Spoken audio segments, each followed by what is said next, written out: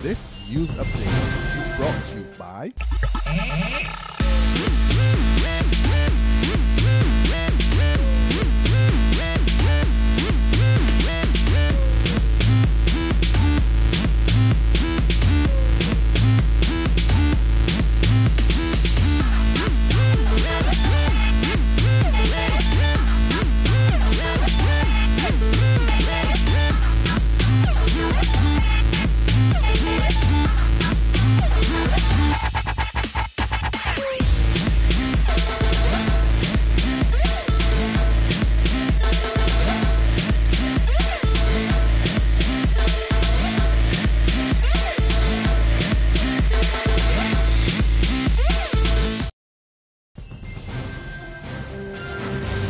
This is the Noon Barbados Today update. It's Tuesday, September 23rd, 2014.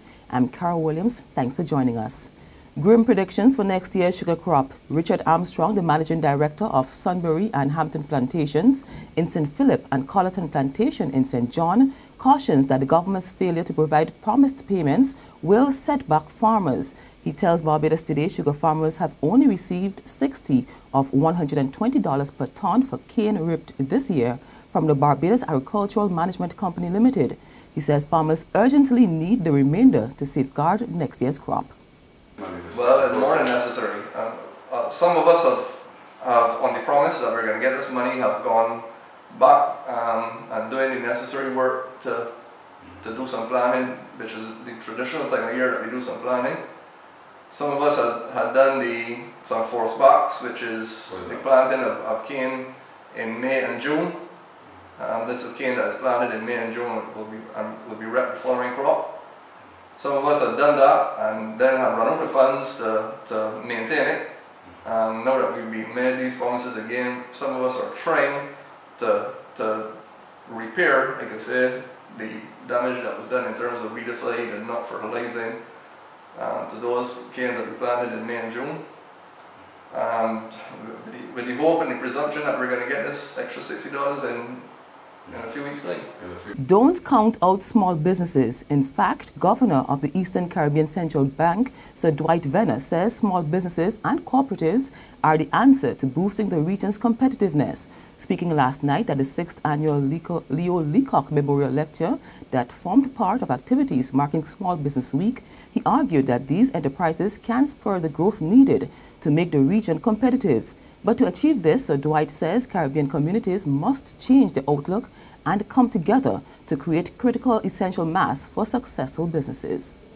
If we want to beat us in the economic sphere, we will have to change our game. The critical factor which places a great responsibility to the small business sector is that this kind of approach, to be widely spread, cannot come from plantation-type organizations or plantation-realized organizations, where the management approach may have to be different. Small units in which responsibilities are shared and which work in clusters and cooperatives with other small units will be more socio-economically attuned to our societal conditions. A transport boat driver is lucky to be alive after the bus he was driving overturned into a ravine on Summervale Road, St Philip this morning. According to Police Public Relations Officer Inspector David Welch, 42-year-old Steve Haynes was driving a chartered bus for school children when the incident occurred at around 6:20. He was the only one on board when the bus capsized off the bridge opposite the Dodds prison and into the ravine. The bus was extensively damaged while Haynes complained of slight pains to his legs. There's regional and international news after this short break. Hi, I'm Red Plastic Bag. Anyone who knows me knows I don't like cold.